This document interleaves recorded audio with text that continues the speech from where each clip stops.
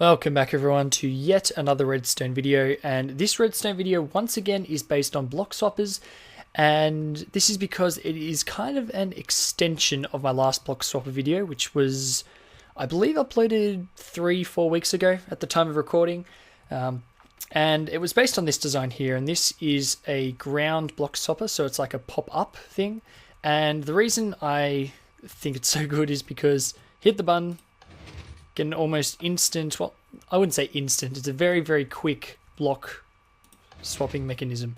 Very, very quick. Just like that, as you can see. And you can replace it with whatever block you want. You can do crafting bench, stuff like that. Or crafting bench, what else can you do? Can you do anvils? No, you can't do anvils. Yeah, there's a bunch of stuff you can do with it. You know, whatever block you want really that can be moved by a piston. Now, the reason for it being so quick, see, most block stoppers, it's actually this redstone line, most block stoppers I've seen work like this. You hit the button, and that was a bad example. There you go. The button actually triggered very quickly there. They either need a short pulse to the block swapping mechanism, which I don't have, or they act like this. And you can see it gets stuck there, then pops up when the button turns off. Now that's undesirable. You want it to be instant. So to fix that, I actually just used, because this torch will turn on when this activates, so it will actually push the piston back up. So therefore, very, very quick operation. Now, this design, I want to make a kind of, I'm not quite sure of the word, but I want to clear up some design flaws, I guess. By total chance, I put the redstone dust on this side. Now you can see this design is essentially symmetrical, apart from this torch down here. It is essentially symmetrical. Unfortunately, something happens when we put the redstone dust on the other side, and this should make it not work. Should. That should be fine. Yep. That's exactly what's been happening. It's exactly what Lit Zippo, the problem that Zippo had. He had a big problem with this, and it's just, whoa, my mouse spazzed out there. It's basically a directionality issue. Now, I built this for Lit Zippo pretty much because he's the guy I got inspiration from this from, or for this from, I should say. And he built it and it didn't work for him. And I was like, why doesn't it work? And he said, I built it the same way. And basically, it's a directionality issue. So if you guys want to build this, I'm going to get up my F3. I built it with these pistons along the, I'm facing north-south. So I built it along the north-south axis. And that works when the redstone dust is there. So in the south corner. Now when you rotate it to along the east-west axis, so the pistons would be pointing this way, so obviously rotated 90 degrees, it actually works with the redstone dust on the other side. Don't put them on both sides. I'll show you why, because I don't think it works that way either. Nope, it doesn't, so it only works on one of the sides. It's just a quirk of pistons. I'm sorry, I can't help it. So if you guys have built that and it hasn't worked, that's the reason. Also, I said that the pop-up lights are very hard because you couldn't make it so you could power one of the blocks next to it without putting a torch from here, and I think it was a torch going to here, powering the light, and also you had to redo this redstone light so it went out and around so it pointed into the block. I've realized I'm now an idiot because all you have to do to do pop-up lights is that, and that will, well, it should work. Ooh. Okay, apparently it doesn't, so I hadn't actually tested that yet, so apparently it doesn't work. It must be that it keeps the bottom piston powered. Oh. Oh, I have to power it, don't I? So we'll power that. This is live testing going on, guys. Yep.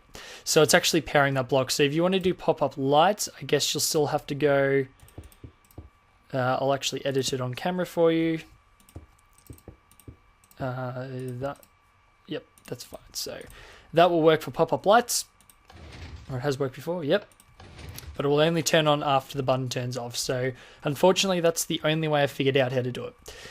So that's the ground one. I've got two more designs, which is a wall and a ceiling block swapper.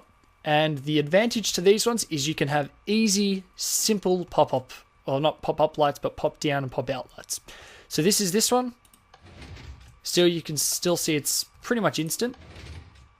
Pretty much instant, and you can see the light turns on immediately. Now that's because, if you see in there, you got the lever there, and it actually doesn't affect this piston. Because this piston is actually going up, this lever here is actually providing power. Doing this lever is actually the same as doing that. It's the same effect, and this is butting this piston. So that's why you can't do it. Luckily, because it's facing sideways on this one, you can do it. And because it's facing downwards on this one, you can actually put the lever there as well. But I'll get to that one. So this is the wall block swapper. Very, very simple. Again, it's actually exactly the same build as over there. Exactly the same wiring.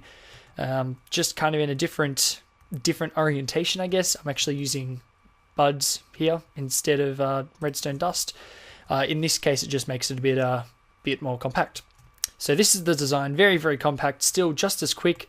The only difference I would say to the other two is that you actually need this repeater in here, which is a bit odd, I felt. But for some reason, if you do this, it actually won't work. You can see it just pops in and out. However, the advantage over using a repeater here is there is no directionality quirks. We can actually replace it here, take out that one, and you can see just as easy, pops in and out, nice and easy. So no directionality quirks there. This is the design. Chuck the lever there if you want pop out lights. So that's the design. I'm sure you guys can look at it on camera and build it. Very, very simple. Those are regular pistons in there, and that's a sticky piston here. So it actually doesn't matter if they're sticky either way, but make sure you get the sticky piston in the middle, obviously, because you want the block to be pulled back. So that's the design. There you go. Very, very easy. And last of all, we move on to the ceiling block swapper. You can still see just as quick. Very lovely. Absolutely excellent. Actually, this is the most compact design of them all, I believe. Fits inside of, what is this? 1, 2, 3, 1, 2, 3, 4 by 2. Yep, by 3. I guess it's... That's including the input as well, though, I guess. So it's actually extremely small. I'll actually take out this so you can just see. That's the design for the slow block swapper. As you can see there, it's extremely simple. And all you have to do for the fast retraction is that. No, you can't bud that one, so... I do believe it works this way too, but I really do want to check it out. If it works that way. Okay. So apparently it doesn't work that way. Okay, there you go. But it should work this way. Can we do it? Yep. So that's another directionality quirk. I haven't tested it, but I would assume if you were to rotate this design 90 degrees, you would have to put the redstone dust on the other side. So if you're going to build this, just keep that in mind. It will probably have some directionality quirks. So that's it. That's all I got. Super fast block swappers. Hope this helps. Hope this solves all your block swapping needs. And that's all from me. Hope you enjoyed. And I'll see you later. Have a good one, guys.